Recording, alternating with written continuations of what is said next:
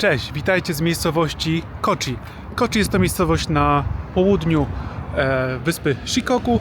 Dojechaliśmy tutaj przez piękne góry. Nie było to jakieś super wymagające dla auta. Wjeżdżaliśmy tam gdzieś na 400 metrów nad poziom morza i tam też pojechaliśmy do takiej wioski z kukłami, mówią też na to strach na wróble. Różne nazwy można w internecie było spotkać. Natomiast tam nagrywałem pionowo, teraz poziomo tutaj postaram się jakiś dzień, 2 dni coś ponagrywać. Więc ogółem wyspa Shikoku, na której jesteśmy, jest bardzo fajna. Są piękne zamki, są palmy, są pomarańcze, no wszystko tutaj można. Podobno nawet spotkaliśmy rowerzystę z Francji i nawet można było spotkać tutaj małpy. Na tej wyspie ostatnio widziałem też jednego niedźwiedzia, więc też ryzyko jakichś niedźwiedzi minimalne jest. Nie tak jak na północy kraju, ale ogółem tutaj na południu samej Japonii jest w miarę bezpiecznie. Zatem bardzo fajnie się nam tutaj zwiedza tą wyspę. Nie obierzamy jej w 100%, nie robimy jakby wokoło całej wyspy, ponieważ byłoby to ponad 1000 km, a jadąc tutaj tymi drogami, no to tutaj pewnie średnia prędkość 40 km na godzinę, no bo góry i te sprawy, więc by to bardzo dużo czasu zajęło, więc objeżdżamy tą wyspę tak 2/3, nazwijmy to może połowę, ciężko mi powiedzieć, więc jesteśmy jakby teraz w połowie, tak mi się wydaje, tej wyspy i objeżdżamy teraz południowy zachód i później na zachód wyspy i tam bierzemy prom na wyspę Kyushu. Na wyspę Kyushu, czyli najbardziej południową wyspę, na której już byliśmy, bo tam dopłynęliśmy do miejscowości Fukuoka. No i tam sobie trochę pozwiedzamy różne wulkany, te sprawy, bo tam są takie fajne przyrodnicze zagwozdki. My dzisiaj jedziemy zobaczyć najprawdopodobniej 3 świątynie. Świątynię 30, 31 i 32 z Ohenro. Ohenro to jest taki szlak pielgrzymkowy dla buddystów. Tutaj jest właśnie obejście całej wyspy, to jest ponad 1000 km, chyba 1200. I właśnie tak jak byliśmy z Aiko i Emilem, to Aiko obchodziła. Z tego co mi wiadomo, to już chyba przeszła całą trasę. Natomiast my tutaj sobie poszczególne świątynie będziemy sobie zwiedzać, więc 3 kolejne. My byliśmy już chyba na 4, właśnie razem z Aiko i Emilem, teraz tutaj na 3 będziemy, więc jeśli gdzieś po drodze będzie ta świątynia, to na pewno będziemy wstępować. Kasia tam będzie sobie brała te pieczątki, stempelki, malowane odręcznie, bardzo ładnie to wygląda. Postaram się też pokazać tutaj w wolnej chwili. Więc jedziemy dzisiaj zobaczyć świątynię. Może pojedziemy na taką rybę o nazwie Bonito. Bonito to taka ryba, którą już testowaliśmy na targu, która smakuje jak połączenie tuńczyka i śledzia, albo tuńczyka i śledzia. Wygląda jak tuńczyk, ale smakuje jak tuńczyk ze śledziem. Więc jedziemy do takiej knajpy nad samym morzem. Nad morzem też nie możemy zbytnio długo przebywać, ponieważ teraz w Japonii, jak pewnie słyszeliście, są jakieś małe trzęsienia ziemi, więc też nie będziemy na pewno nocować na wybrzeżu. Jakby coś się działo, to trzeba szybko uciekać. Tu, gdzie teraz jesteśmy, do wybrzeża mamy 15 km, jesteśmy gdzieś 100 metrów nad poziom morza, więc jest to bezpieczne miejsce. Nawet tutaj tuż za nami jest miejsce ewakuacji, jakby tutaj byli jacyś poszkodowani, więc to jest miejsce bezpieczne tu, gdzie jesteśmy. Więc będziemy uważać na tym wybrzeżu od Pacyfiku, czyli tym właśnie południowo-wschodnim na wyspie Shikoku, mniej więcej tak to można ocenić.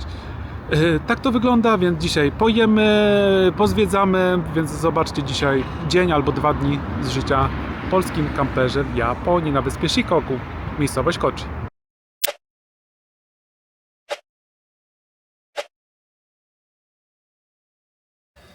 No to dojechaliśmy pod pierwszą świątynię. To jest numer bodajże 30. Cały ten szlak Ohenro ma 88 świątyń i 1200 km do obejścia, tak? Więc jesteśmy teraz na 30 świątyni, czyli tutaj taka powiedzmy 1/3 trasy. Ona zaczyna się na samym wschodzie wyspy, a teraz jesteśmy na południu, czyli to jest właśnie 1/3 mniej więcej trasy. Zobaczcie, jak to wygląda ogółem wszędzie. W tych świątyniach szintoistycznych i buddystycznych tutaj jeszcze nie znam dokładnych różnic, jakie są pomiędzy jedną a drugą świątynią, jednym typem tutaj religii, nazwijmy to, ale tych teorii jest bardzo dużo. One są czasami czerwone, czarne, złote, tak jak widać tutaj drewniane, więc jest tutaj ogromna różnorodność. Przygotowałaś ten zeszycik? Pokaż zeszycik. Przygotowałam swój portfel, bo każda piecząteczka kosztuje 500, czyli 12 zł każda pieczątka, ale odrysowywana tutaj, jak nazwać, kaligrafia? Nie. Czy to nie jest do góry nogami? Nie jest. Ja nie wiem. To jest nie jedna, wiem. druga trzymasz, tak? Czy cztery? Cztery, więc miejmy nadzieję, że dostaniesz teraz jedną i jeszcze dzisiaj może 3 nawet Do tego dostaniesz. takie jeszcze obrazki się dostaje. Zaraz wam pokażę. Każda świątynia ma taki jakiś swój obrazek jakiegoś tam bóstwa. Ogółem południe wyspy to od strony Pacyfiku, jak sobie no tam na porządku filmiku wam pokazałem mapę, to, które jest od strony Pacyfiku, czyli od wschodu, to są najcieplejsze rejony tej, nazwijmy to, tej głównej części Japonii. Tak, nie mówię tutaj o samej Okinawie, czyli tych japońskich Hawajach, ale ogółem tutaj chodzi mi o te 4 główne wyspy. Tak więc na tych wyspach zarówno Kyushu, Honshu, Shikoku, tam gdzie jest od strony Pacyfiku, czyli od wschodu, tam jest ciepło i teraz jestem w takiej jednej, tylko nie mam nic pod sobą, mam tylko takiego t-shirta, bluzę, nie wiem jak to nazwać, termoaktywną i to w zupełności wystarcza, więc tu jest naprawdę ciepło, więc z tej strony no, przeżyjemy tą Japonię, jeśli chodzi o temperaturę. Natomiast no, najzimniejszy rejon... Nawet mi jest w miarę ciepło. W miarę. Wydaje się, że najzimniejszym miesiącem w Japonii jest luty, o dziwo, więc jeszcze najzimniejsze czasy nas czekają, no ale tutaj będziemy starać się jak najwięcej na wschodzie wyspy przesiadywać od strony Pacyfiku, bo od strony Chin, od strony Rosji, tam jest najzimniej, no bo idzie od Syberii zimno. No i takich świątyń to nie widzieliśmy, czy to w Chinach, czy w Korei. Styl jest całkowicie inny. Jest różnorodność, tak jak w Korei nie było tej różnorodności, to tutaj już byliśmy na jednej wyspie, jest różnorodność i to robi wrażenie. Nie, Kasia, jest różnorodność? Jest różnorodność. W Korei tego nie było, a jesteśmy tutaj jakby... Ta wyspa Shikoku, myślę, że można było porównać do tak połowy Korei albo trochę więcej. No i zobaczcie, nawet na jednym terenie, tamta świątynia czerwona, tutaj drewniana, no po prostu już w okolicy kilkunastu metrów jest ogromna różnica.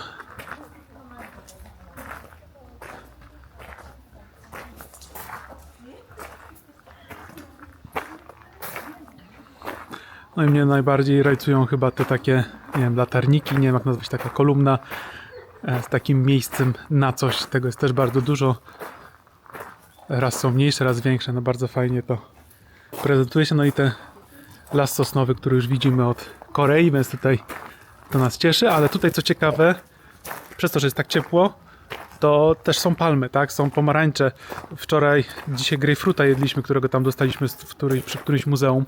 Więc no tutaj no zaskakuje. Ja nie byłem kompletnie świadomy, że w Japonii, tak naprawdę poniżej Tokio, no może poniżej Osaki, tak, bo Tokio jest wyżej. Wszystko, co jest poniżej Osaki, to są półtropiki tak naprawdę, tak, bo tutaj wszędzie można palmy, bambusy spotkać, pomarańcze, różne rodzaje, tyle pomarańczy.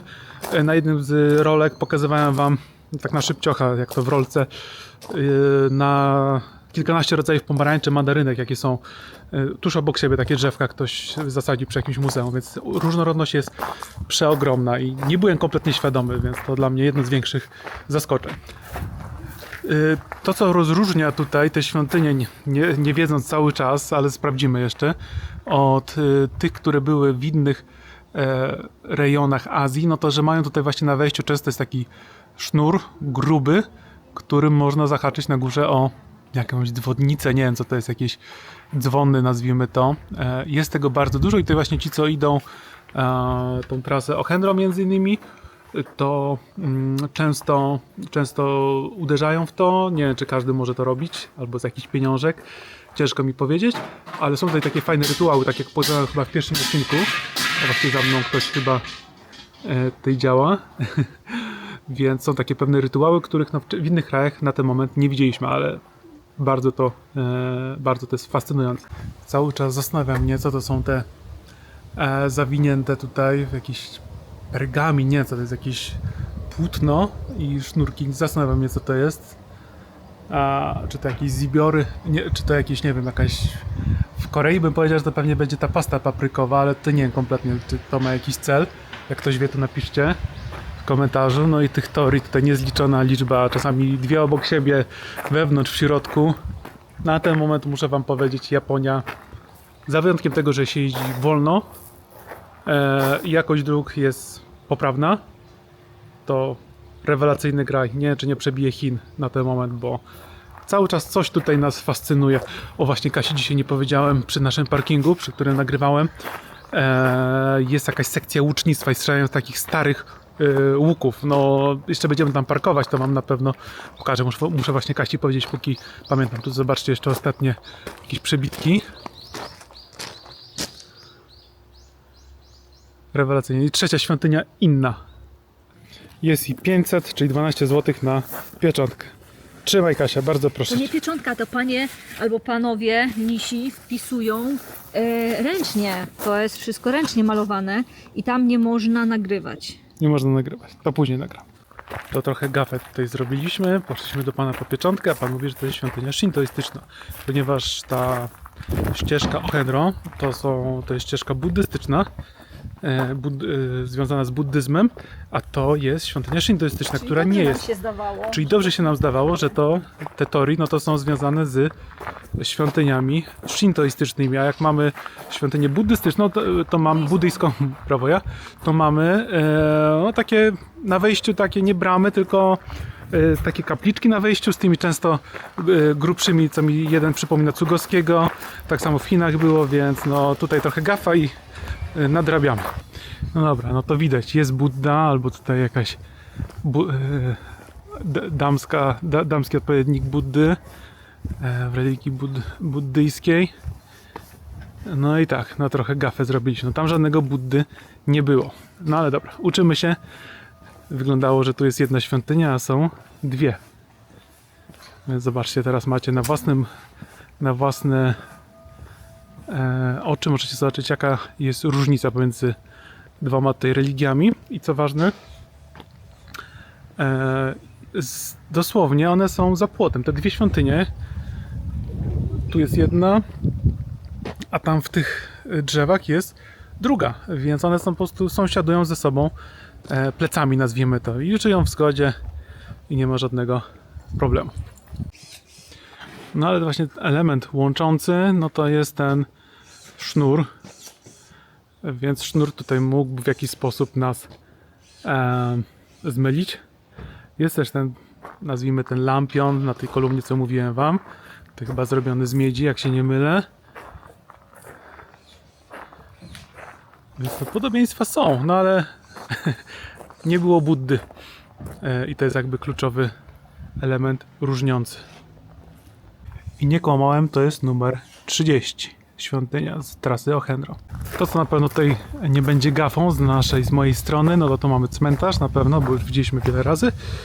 I druga sprawa, nie wiemy, czy to jest spowodowane tym, że jest teraz zima, ale często te ludki, te mini monumenty są ubrane w jakieś czapeczki, czasami w jakieś takie no większe, nie wiem jak to nazwać, jakieś odziania.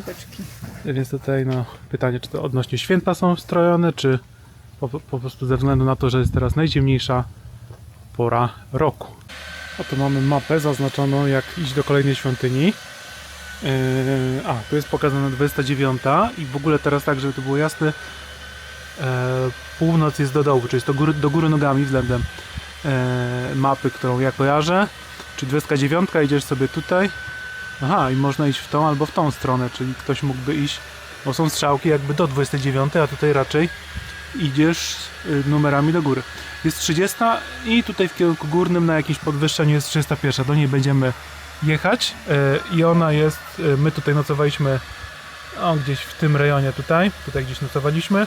Tu jest centrum miasta, a tutaj jest świątynia 31, a tu jeszcze wyżej jest 32 i tam jest też już morze, więc tam pewnie dzisiaj dojedziemy, ale tylko na chwilę, bo tak jak wspominałem, musimy uważać na to, że są trzęsienia ziemi i nie możemy być przy wodzie zbyt długo. Też to jest takich charakterystycznych rzeczy, zwróćcie uwagę, palmy, ale te palmy tak jak jakiś potwór wyglądają, jest ich bardzo dużo w tym rejonie, więc to jeszcze kolejny inny typ palmy, których wcześniej w Tajlandii i w innych rejonach nie widzieliśmy. No i chyba tutaj to jest palma, jak się nie mylę, daktylowa. Chyba daktyle to będą. No i bardzo ładnie tych palm jest bardzo dużo i wczoraj jeszcze też na mieście widzieliśmy, to będzie widać na rolce, takie dziwne, bardzo na dole cienkie, a na górze grube palmy, więc bardzo ładnie to wygląda. To już taka ciekawostka, tych automatów jest od groma. Mogą być na wsi czasami 5 obok siebie na parkingu różnego typu.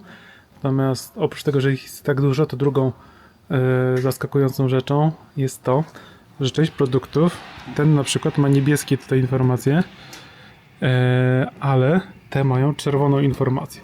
Czyli te wszystkie tutaj do tego miejsca, to już nie, te są ciepłe napoje, czyli w automacie można kupić ciepły napój. To naprawdę działa, bo Kasia testowała.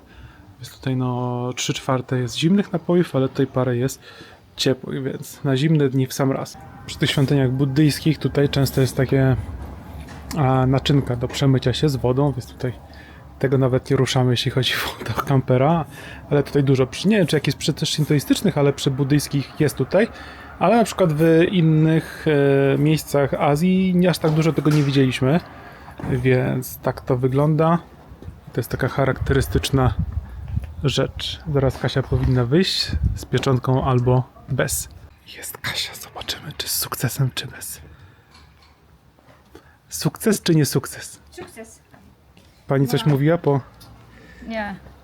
Mam nowego ludka, ale strasznie na was groliła.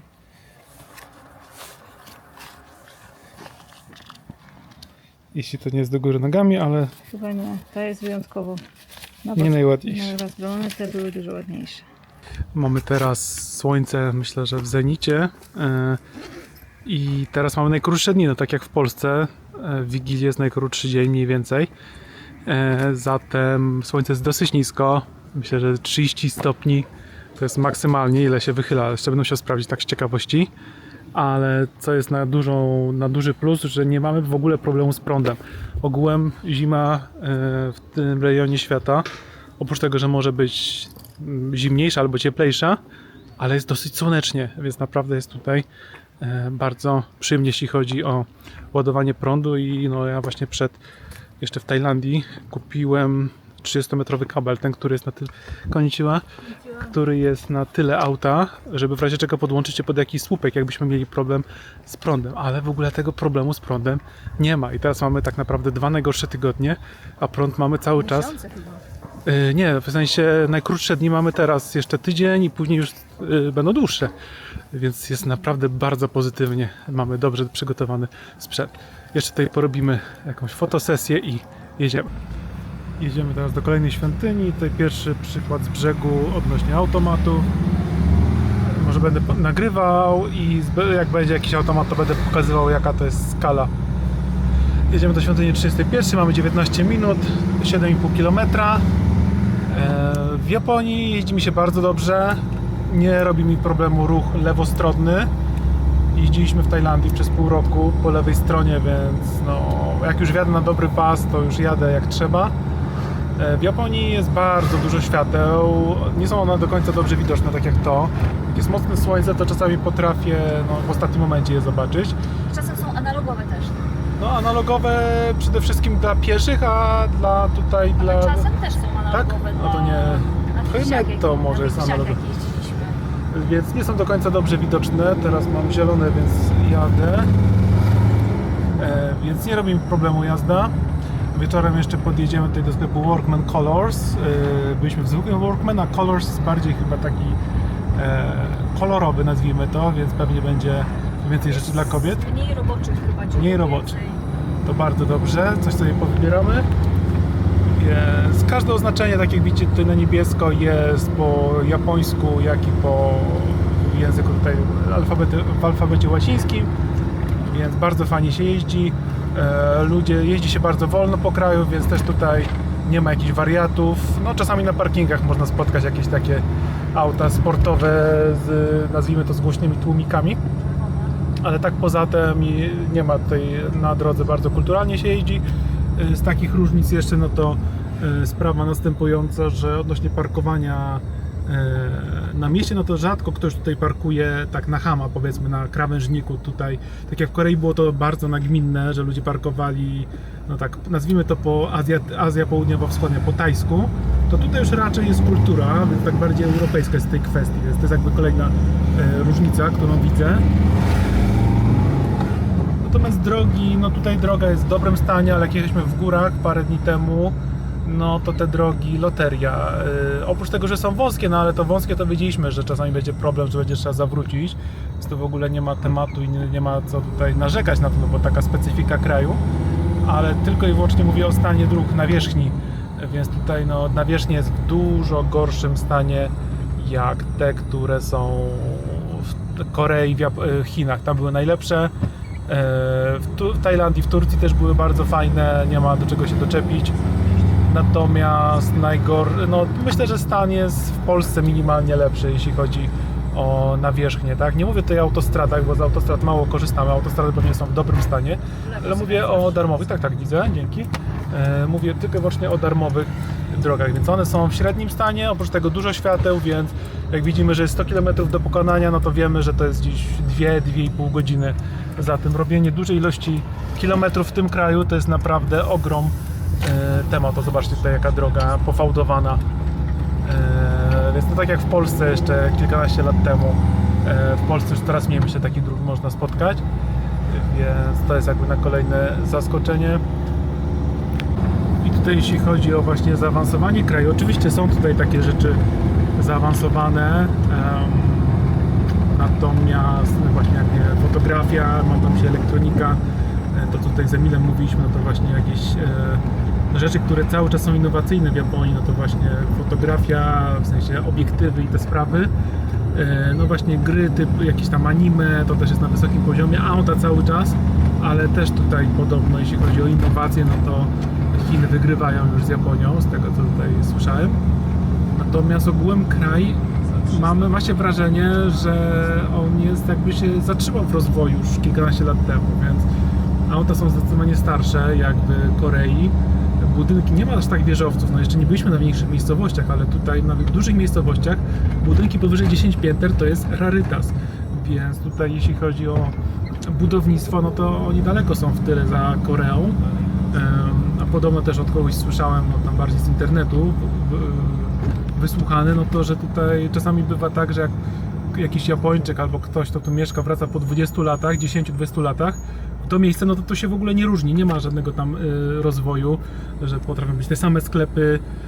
To też co, rzecz, która zaskakuje, to wypożyczalnie jakichś płyt CD, DVD, no to tego po prostu w Europie, na świecie nie ma, tak? A tutaj cały czas że do wynajmowania płyty CD, DVD, wypożyczalnia płyt CD, DVD, no kto pamięta, no, pamiętam to z dzieciństwa 25 lat temu powiedzmy, tak? A teraz tutaj jeszcze, nie wiem czy to działa, ale cały czas są plakaty, jakieś tam billboardy mówiące o tym, że można wypożyczyć takie płyty, więc tutaj no, to jest jakby takie i zacofanie i nie zacofanie, ale no, na płytach CD, tak na marginesie, jak ktoś ma dobrej jakości sprzęt, no to lepiej ta muzyka brzmi, tak, niż z jakichś Spotify i tak dalej, ale jest tutaj takie elementy, które no, powodują, że ten kraj jeszcze w wielu kwestiach jest daleko w tyle od innych krajów, co nie zmienia faktu, że nam się podoba, co nie zmienia faktu, nam cały czas ten kraj się bardzo podoba i nawet to jest w jakiś sposób fascynujące, że to jest takie rzeczy, niektóre się ostały, które już w Europie czy w innych krajach nie ma. Wie, tam jakiś ktoś ostro zahamował, więc śmiesznie to wyglądało. Więc są takie rzeczy i no, nam bardzo się to podoba. I właśnie to, co nawet jeśli chodzi o to, co mnie przynajmniej kręci w Japonii, no to też między innymi sprawy muzyczne, też mam nadzieję, że na jakiś koncert pójdę,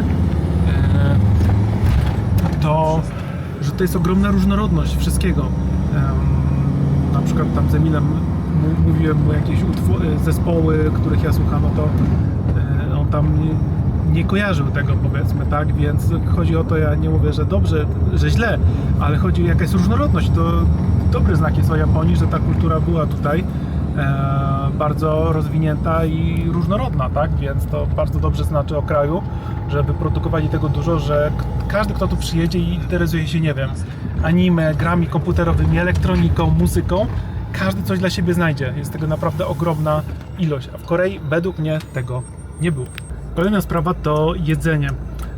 Jedzenie nam naprawdę smakuje. Byliśmy w ciągu 2 tygodni 5 razy na sushi, w takich tych, nazwijmy to, taśmowych, tam gdzie te talerzyki jeżdżą. No i bardzo nam to smakuje i tak jak w Korei już mieliśmy czasami, jeśli mieliśmy problem z jedzeniem, że nam nie smakowało, no to No, posiłkowaliśmy się jakimiś amerykańskimi fast foodami, tak, jeśli nie było nic innego. Więc no tutaj możemy się Wam przyznać, że byliśmy tylko raz w McDonaldzie z ciekawości na samym początku i drugi raz nie byliśmy, więc to jedzenie naprawdę nam na ten moment podpasowuje i jedzenie jest o dziwo tańsze. Najtańszy udon, taki bardzo dobrej jakości, w sensie domowy, kosztował 500 jenów. 500 jenów to jest, proszę Państwa, 12 zł. 12 zł płaciliśmy za mniejszą porcję, większą chyba 600, już nie pamiętam, z jajkiem. Więc tam 11 tańsza opcja, 13 droższa, powiedzmy, w sensie większa. Więc cenowo jest bardzo spoko. Za 1000 jenów się najesz, czyli za 24 zł, powiedzmy, chyba tyle dokładnie kosztuje jen. No i tego jedzenia jest naprawdę, różnorodność jest dużo większa jak w Korei. No, nie ma tej pasty paprykowej, tej gochujang, czy jak się ją wymawia, cały czas nie wiem. Więc wybór jest zdecydowanie większy i to jedzenie nam smakuje. Tak jak wchodziliśmy do sklepów tych małych, żabkowych, nazwijmy to, no to w sklepie tam mieliśmy często problem z wyborem rzeczy, a tutaj mimo że nie jemy staramy się nie jeść tych rzeczy ze sklepu, ale no tam dużo więcej nam rzeczy podpasowuje, więc 1000 jenówka się patrzy nawet 23 zł, tak, więc 1000 to 23, więc za 23 zł najesz się tutaj, tak, oczywiście jeśli pojedziesz do Osaki, Tokio, Kyoto i tak dalej, no to tam pewnie licznik razy 2, no ale my no to staramy się Wam przekazać, no to pokazać prawdziwą, jak najbardziej Japonię poza utartym szlakiem, więc no tak żyje przeciętny Japończyk, a nie tutaj ktoś, kto żyje z turystyki, powiedzmy tak, i to jest jakaś tam parę procent, bo tak czy siak turystyka rozwinięta w Japonii jest przede wszystkim dla obcokrajowców od Tokio w południe do Osaki, a tak naprawdę, tak jak z Emilem rozmawialiśmy, no to tutaj tak naprawdę mało kto się wybiera na tą wyspę Shikoku. Tak Emil powiedział, że nikt z jego klientów się nie wybrał na Shikoku, nikt. Na Hokkaido mówił, że bywały osoby, które chciały na wyspę na północ, tam do Sapporo i do Hiroshimy, tak, no bo tam ta bomba atomowa, to też szczerze mówiąc już mieliśmy Hiroshima, ale jeszcze nie wstępowaliśmy. Więc no, ta Japonia jest jakby w dużym, okrojonym skrócie zwiedzana, tak? Co według mnie jest dużą stratą, bo Japonia jest przepiękny kraj, nawet to Shikoku i dla osób jeżdżących kamperem jest super. Rzadko kiedy mamy problem ze znalezieniem parkingu. Nawet tutaj znaleźliśmy, bez żadnych aplikacji, znaleźliśmy parking darmowy, praktycznie w centrum miasta, więc można znaleźć. Oczywiście tam te miejsca są stosunkowo krótkie, więc trzeba troszkę nakombinować się, ale jest to możliwe do ogarnięcia, tak? Jak będziemy w miejscowościach typu Tokio, no to tam oczywiście będzie i drogo, i ciężko zaparkować, więc no będzie trzeba korzystać z komunikacji i pewnie psa zostawiać, ale tak naprawdę tutaj ta wyspa, gdzie jesteśmy i ogółem ceny bardzo na podpasową i samo jedzenie jest przepyszne i praktycznie nie gotujemy. Częściej chodzimy na obiad na miasto niż gotujemy, więc to jest dobry znak i mówię, wydajemy na obiad z 50 zł, jak na sushi to do 70 gdzieś złotych, więc jest to super. Będę się rozłączał, bo tu musimy podjechać pod górę. Próbujemy wjechać pod górę, więc ja przyjęłam kamerę, ale to co Darek powiedział, że tutaj turyści przyjeżdżają, tylko jakieś tam utarte punkty robią, ale to nie ma też co się dziwić. My jesteśmy po prostu w innej sytuacji i możemy sobie pozwolić na więcej, bo na to sobie zapracowaliśmy i tak jakby taki mamy plan i staramy się go trzymać. On też nie jest prosty, ale chodzi o to, że my się też nie dziwimy turystom, którzy tutaj przyjeżdżają na 2 tygodnie i oni chcą ogarnąć najważniejsze atrakcje, no bo wiadomo, no jak wyjeżdżasz na 2 tygodnie czy na 3 tygodnie na urlop, no to chcesz zobaczyć te perełki, a nie jakieś tam wsie na wyspie Shikoku, tak? Także my tutaj nie mówimy, że ci turyści są gorsi, nie, broń Boże, no jakbyśmy przylecieli do Japonii na 2 tygodnie, to też byśmy dokładnie zrobili taką trasę i pewnie też byśmy Shikoku nigdy nie odwiedzili, ale dzięki temu, że my mamy inną sytuację i zapracowaliśmy sobie i ułożyliśmy sobie ten wyjazd tak, że możemy sobie pozwolić, żeby zwiedzać tą prowincję Japonii, no to właśnie chcemy Wam pokazać, jak ta Japonia wygląda poza turystycznym szlakiem, no coś, czego nie zobaczy się u takich turystów plecakowych, samolotowych. Takie rzeczy zobaczycie u Emila, zobaczycie u osób, które mieszkają tutaj na stałe, u osób, które przyjeżdżają do Japonii, wypożyczają kampera. czasami też, ale też niekoniecznie, no bo jak przyjeżdżają na 2-3 tygodnie, więc tym kamperem robią pewnie bardzo podobną trasę do tych osób plecakowych. Więc no, utarło się tak, że ta Japonia jest taka nowoczesna, żyje w 2050 roku i w ogóle.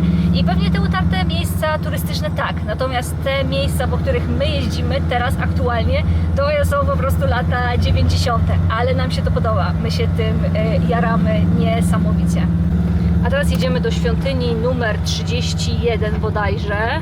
Wszędzie bambusy na lewo, tutaj koło tych schodów bambusy. Tak, wszędzie bambusy, tutaj drzewka. Tropiki, pół sosny. Tak, tak, taki miks. Super, bardzo fajnie to wygląda. Natomiast droga, jak widzicie, wąziutka. Mamy nadzieję, że nikt nie będzie jechał z naprzeciwka. Chyba jest jednokierunkowy. Okej, zobaczcie, tak to wygląda na mapie. No i ja idę zdobyć kolejną pieczątkę. No to mamy miejsce, idealnie na długość naszego busa, 6,5 metra. I idziemy do świątyni numer 31. Jest także chyba ogród botaniczny, no ale to już pewnie bez psa, jeśli będzie się nam chciało, bo tam już jest płatne wejście, więc na pewno z psem z naturalnych przyczyn nie można. Dosyć rzadki widok w Japonii, skuter. Ogród botaniczny. Jakiś mini parkinczek, tu widzę jeden, chyba tam dalej 2 automaty, a my tutaj, no też dałoby radę tu przejść. No to tutaj w górę idziemy do świątyni o numerze 31. Stąd przejechaliśmy, czyli droga jest jednokierunkowa na szczęście, więc jakichś przykrych sytuacji na drodze raczej nie będzie, a my tutaj podłazimy w górę. No i świątynia buddyjska, czyli na wejściu są stworki, postaci różne. Czasami są, One są drewniane. są drewniane, czasami są odwrócone do środka, czyli w tą stronę, co pokazuję. Teraz są odwrócone w stronę osoby wchodzącej, ale właśnie taka tutaj, potem chyba można rozpoznać świątynię buddyjską, że ta brama jest razem z pomieszczeniem, nazwijmy to, ale aura jesienna, przepięknie. No ładnie mech tutaj obrósł trawę i wygląda to przepięknie, jakby ta ziemia była jakaś z plasteliny, nie wiem jak to powiedzieć, no taka bardzo pofałdowana, fajnie to wygląda. Zobaczcie tą czerwoną pagodę, jak w Chinach. Wow.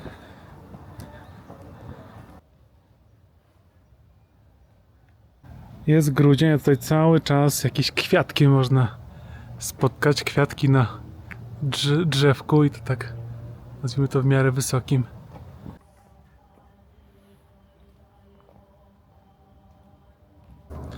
Jest i palma strachu i tutaj kot, który też miał jakąś historię, bo tutaj jest opisana kot fortuny. Jak ktoś chce, to sobie przeczyta jego historię. Wiele tutaj studzienek jest w jakiś sposób pokolorowanych i tak samo tutaj jest z wędrownikami, pielgrzymami z tej trasy, ale można spotkać różne dziwne rzeczy, bardzo kolorowe, więc fajny sposób na orzeźwienie najbliższej okolicy. Kasia idzie po kolejną pieczątkę. Ruszamy, nie wiem, być może do ostatniej świątyni dzisiaj, zobaczymy jak długo się zejdzie, bo później jeszcze mamy rybę do zjedzenia. I była informacja, że jesteśmy 2 metry nad poziom morza, więc pewnie jest ta informacja tylko i wyłącznie po to, żeby wskazać pewien problem, jaki tutaj mamy, czyli trzęsienia ziemi, no i ewentualnie tsunami, tak? Bo tutaj jesteśmy teraz na takiej wysokości, gdzie jakby było tsunami 5 metrów, no to jesteśmy zalani, więc nie możemy tu być za długo. W szczególności, że ostatnio było parę takich różnych trzęsień ziemi, głównie na północy Japonii. Więc zwiedzamy świątynię, pieczątkujemy się, znaczy Kasia się tutaj dostaje tą ładną malowaną pieczątkę, jemy rybkę fajną, to też wam nagram i spadamy wyżej, tam gdzie jest bezpieczniej. Ogółem to, co widać w Japonii, no to też pola ryżowe są, tutaj myślę, że po lewej też, to są definitywnie pola, no tak, pola ryżowe, bo wokół tego są kanaliki, więc myślę, że tutaj no, widać ich sporo. Pola uprawne, no też trochę jak w Korei, też często przy domach są jakieś ogródeczki, więc tutaj też podobnie. Zobaczcie, jak blisko jesteśmy Pacyfiku, po prawej stronie Pacyfik, więc musimy stąd szybko uciekać dla bezpieczeństwa.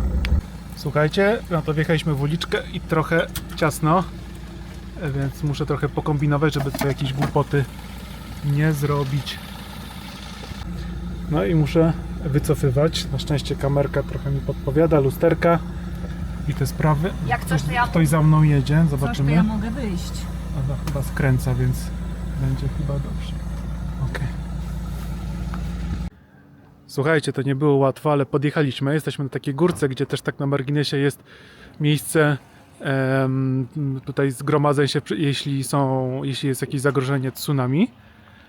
Więc jesteśmy na górce, nie było łatwo. I taka pierwsza sprawa, nie ufać Google Maps, brońcie Panie Boże. Bardziej ufać drogowskazom, które są na drodze. Właśnie była informacja wcześniej, żeby skręcić w prawo na tutaj świątynię numer 32. No ale oczywiście posłuchaliśmy się Google Maps, no i wyszliśmy na tym źle. Aczkolwiek droga tutaj nie była już jakaś skomplikowana, w miarę prosta. Myślę, że na dzisiaj to będzie tyle. Jeszcze zobaczcie, jak ładnie tutaj bambusy się prezentują. Więc tutaj tego będzie naprawdę dużo, zarówno w filmach pionowych, jak i poziomych. Pokażę Wam jeszcze widoczek i będziemy się żegnać. Tam jest Kasia przy automatach, patrzy, czy są jakieś nowości pewnie. A my tutaj jesteśmy, ładne widoki, górki na wyspie Shikoku. Tam widać wschód w kierunku wschodnim. My tam jechać nie będziemy. Właśnie tam tą część Shikoku sobie odpuściliśmy, więc może kiedyś zobaczymy. To byłoby na tyle w dzisiejszym odcinku. Pamiętajcie, że odcinek poziomy, taki jak teraz widzicie, będzie się pojawiał gdzieś tak raz w tygodniu, góra 2 razy w tygodniu. Jest ciężko mi, nie ukrywam, czasowo to wszystko ogarnąć. Te filmy pionowe wbrew pozorom też sporo czasu zajmują i codzienna publikacja, więc nie jest też takie proste, jak się wydawało, no ale przynajmniej jesteśmy w stanie wrzucać na wszystkie platformy, no i może do większej ilości osób po prostu dojdziemy z naszymi informacjami. Więc pamiętajcie, że są filmy pionowe, to jest jakby główna forma przekazywania treści. Pamiętajcie o łapkach, subskrypcjach, dzwonkach i tym podobnych i pozdro, do zobaczenia w kolejnym odcinku. Proszę bardzo, Kasia chce kakałko. Które to jest kakałko, bo jestem ślepy? To. I Tutaj. będzie ciepłe. I będzie ciepłe. Tutaj Daj pieniądze. Jak w naszym aucie Webasto się zepsuje, no to mamy ogrzewacz. Czy to jest ciepłe? Tak, to jest super cieplutkie.